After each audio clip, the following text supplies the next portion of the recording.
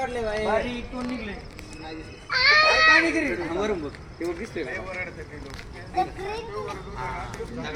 अगं इथे झोपते. दिसला का मला आता मागे आता ते पकडणारी ताई चल आगावी.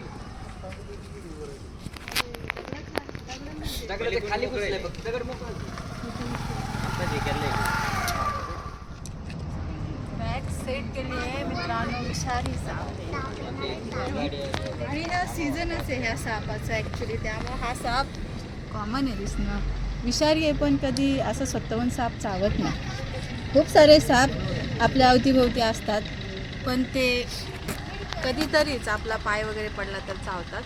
तसे ते आपल्याला बघून घाबरून पळून जातात, नाही तर लपतात.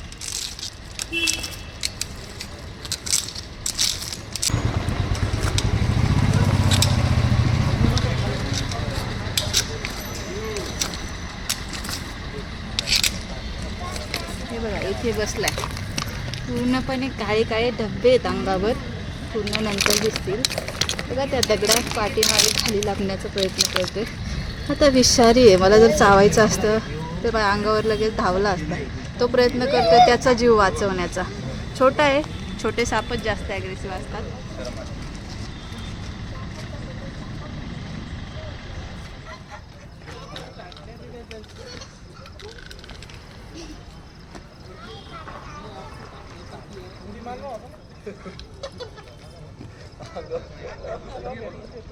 चपळ आहे खूप, छोटे साप खूप चपळ असतात.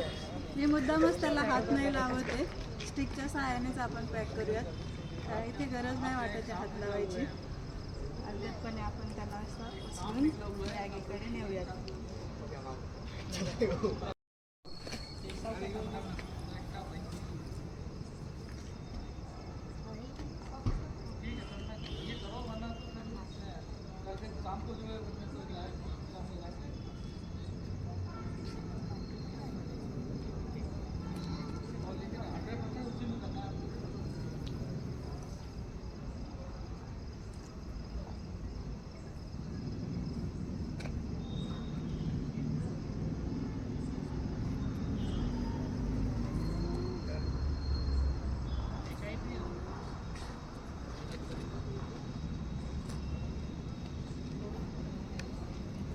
प्रयत्न चालू आहे की त्या बॅगेत फक्त जावं.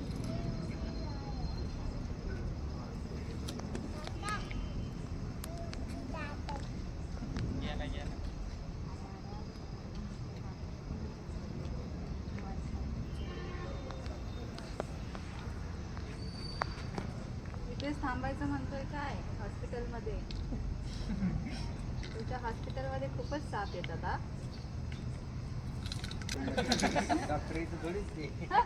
अँटीवेनम तर असेल ना?